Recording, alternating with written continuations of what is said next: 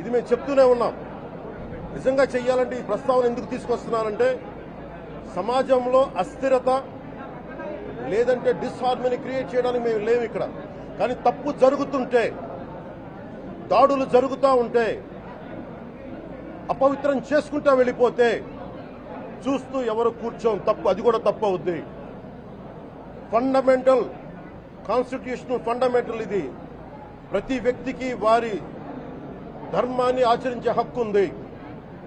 ఎవరన్నా వచ్చి ఆ ధర్మాన్ని పాడు చేసే హక్కు ఎవరికీ లేదు. ఇట్స్ ఫండమెంటల్ రైట్ ఇది. ఇలాంటి స్థాయిలో ఈ రిపోర్ట్ బయటకు వచ్చినప్పుడు ఏం చెప్పుండాల్సింది గత ముఖ్యమంత్రి గారు?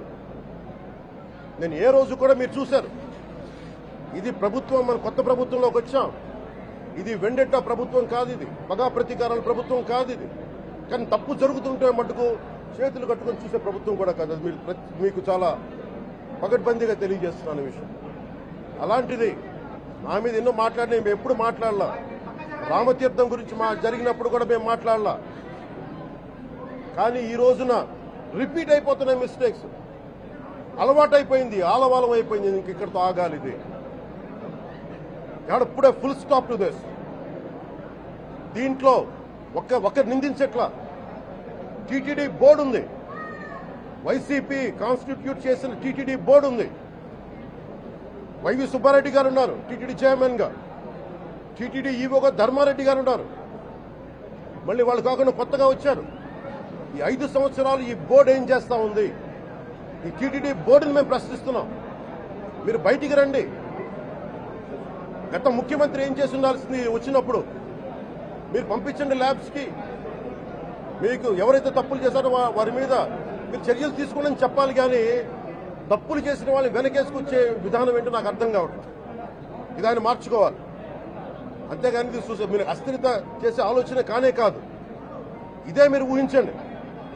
ఇంకా ఏ ధర్మం మీదైనా సరే ఇలాంటి అపవిత్రం ఒక చర్చి మీద జరిగినా, ఒక మస్జిద్ మీద జరిగినా దేశం అల్లకల్లోలం చేసేస్తారు.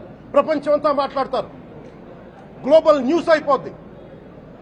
కానీ దేశంలో కోట్లాది మంది హిందువులు అపవిత్రమైతే, ఈ ప్రసాదం అపవిత్రమైతే ఒక్కరు కూడా మాట్లాడకూడదు. ఇది సెక్యులర్ వ్యవస్థకు విఘాతం అంటే హిందువులకి మనోభావాలు ఉండవా? ఇది ఒక్కరు నిందించట్లా. అసలు మీరు ప్రస్తావన చేయకూడదు, ఇది తప్పు, ఇది మాట్లాడకూడదంటే ఎట్లా? ఇదే వేరే మతానికి మీరు అన్వయిస్తారా? నేను అన్ని మతాల్ని సమానంగా గౌరవించేవాడిని. ఇస్లాంని గౌరవించేవాడిని, క్రిస్టియానిటీని గౌరవించేవాళ్ళం. మేమందరం సనాతన ధర్మం అని మొత్తుకుంటున్నాం. దేనికి సనాతన ధర్మం అంటే?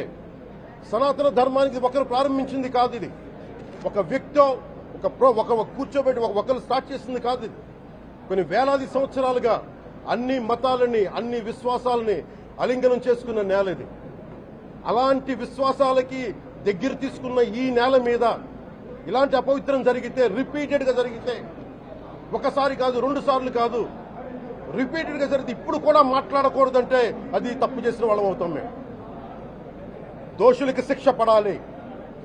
ఫుడ్ అడల్టరేషన్ ఇది మేము కాదంటలా. టీటీడీ బోర్డు, అప్పుడు టీటీడీ బోర్డు బాధ్యత తీసుకోవాలి. పొలిటికల్ గా వచ్చి అలంకారప్రాయంగా ఒక్కొక్కళ్ళు వచ్చేసి దర్శనాలకి టికెట్లు ఇవ్వడానికి మీరు బోర్డు మెంబర్స్ అవ్వలేదు. మీరు ఎవరు చైర్మన్ కానీ ఈవో కానీ. మీరు అక్కడ ధర్మాన్ని పరిరక్షించాలి. మీరు అక్కడ మీ ఇష్టాలకి మీరు కూర్చోబెట్టి మీ ఇష్టాలకి కాంట్రాక్ట్లు ఇచ్చుకోవడానికి మీరు టీటీడీ బోర్డుకి మీరు వెళ్ళలేదు. మీరందరూ, మీ అందరికీ బాధ్యత ఉంది. మీరు నిర్ణయించుకోవాలి. ఎవరికి కోపాలు రావు, ఎవరికి వేదన రాదు, ఎవరికి బాధలు రావుంటే కుదరదు. వస్తాయి బాధలు, వేదన ఉంది, మాట్లాడతాం. మర్చిపోకండి ఎవరు. గత ముఖ్యమంత్రి గారు కూడా నేను చేస్తా ఉన్నాను, జగన్మోహన్ రెడ్డి గారికి కూడా. ఇదే చర్చికి జరిగితే మీరు ఊరుకుంటారా? ఒక మస్జిద్కి జరిగితే ఊరుకుంటారా? ఒక తిరుమలకు జరిగినప్పుడు ఎందుకు వెనకేసుకొస్తారు? రాకండి.